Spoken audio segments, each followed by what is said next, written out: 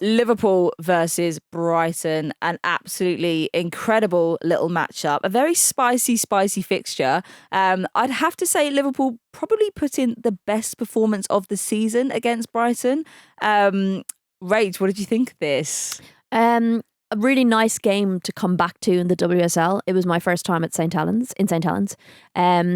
But yeah, it was high tempo from the off. Liverpool looked really strong. I thought they controlled the game really well. Mm-hmm. I thought Brighton were surprisingly passive.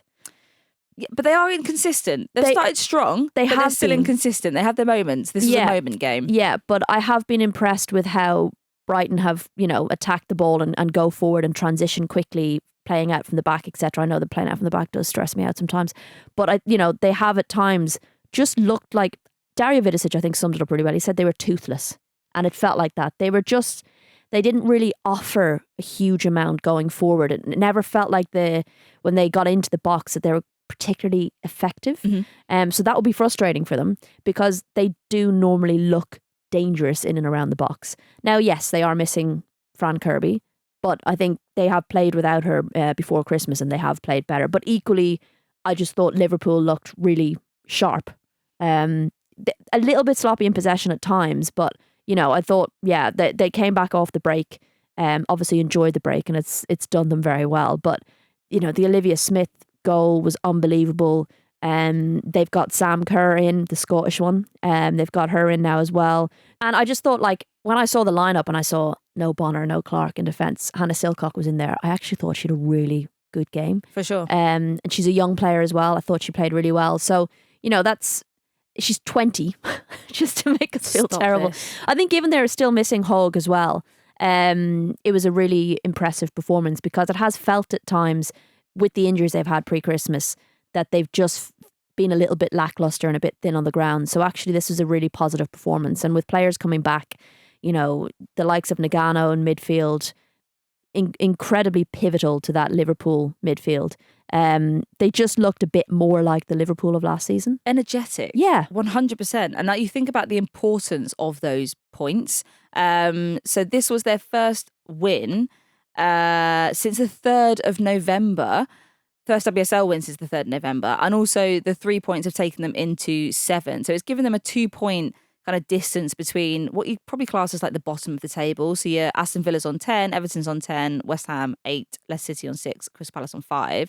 But it's kind of they're only now 2 points off of Tottenham, and that kind of feels like a nice kind of like safer space to be in. Yeah, slightly. What seems mad though is they beat Brighton and they're still 5 points behind them. Like that just seems crazy. Like when you think about how well Brighton did in the first half of the season. But yeah, I was thinking that I was like, they've got Brighton, like they're gonna get closer now, and you're like, oh no, they're still interesting enough, had Brighton picked up the points for that game, they'd have now been on 20 points. They'd have only been 2 points off of Man City. That is wild. It's crazy. Yeah, but like at least you say Liverpool down in 7th, 2 points off Spurs, being within a win of the team above you is pretty tasty. Puts the pressure on Spurs then. Christ on a bike. And then equally Spurs being within 3 points of Brighton, it just closes that a little bit, because I did think pre-Christmas we were going to have this big gap from 5th up to 6th down. I thought there was going to be this kind of big wedge opening, and actually if Spurs can put a bit more pressure on Brighton could have a bit more pressure on City, and it just closes that up a little bit. 100%. I mean, between Brighton and Arsenal, so Brighton 5th, Arsenal 2nd, there's only 7 points in it. Like, that's, as competitiveness goes to the top of the table, I think that's really bloody good. Like, I mean, Chelsea are absolute runaways, but can't even see Chelsea anymore. You squint. Is that them up there at the top? Is it? Is it something? Surely something will come along. Something will come along. Banana skin or something. Yeah, like knock them off, like a Chelsea Palace game or something like that, and just it's like they put in a block and it just something. Just please. Let's carry on with our theme of Liverpool, and we have to absolutely talk about Olivia Smith opening the scoring with a superb goal after running almost half the length of the pitch. Every time she got on the ball, there should have been like a hazard sign that just like flashed up. Warning, Smith.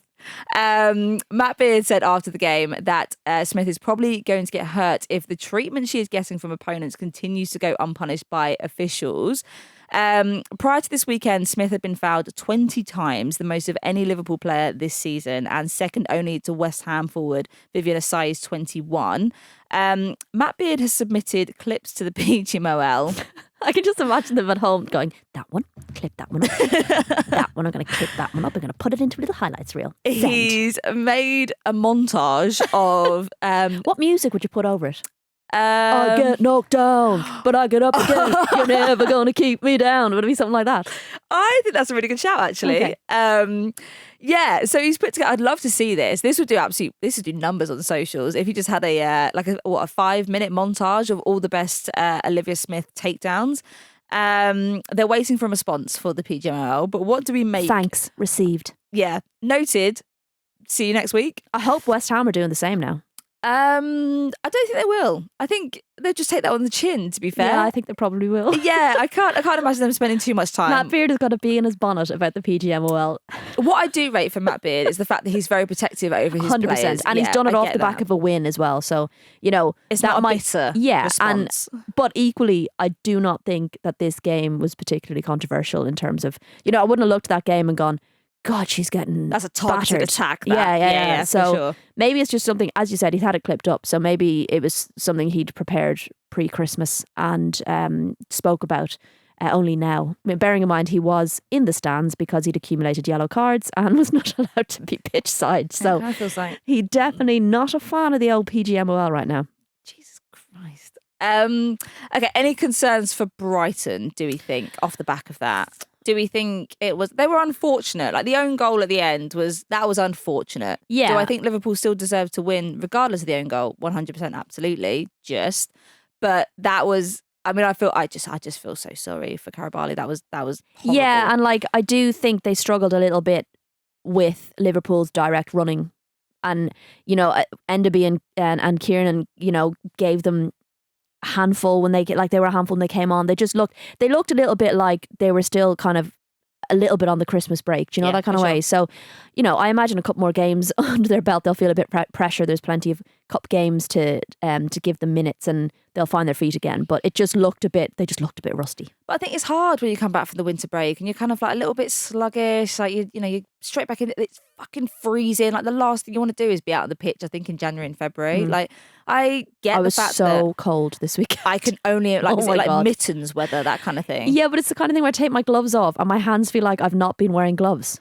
Do you know that kind of way? They just feel like ice block. So I don't even know what the point is. You need to get yourself some hospitality. I can't take photographs from hospitality, Chloe. Get a long range lens. Really, really big lens. Yeah, 100%. Telescope. Just invest in a longer lens or some heated mittens. I don't really get, you've been in the game. Have you ever tried to operate a camera with heated mittens on? No. Okay, well then shut up. All right, fair play. All right, solid.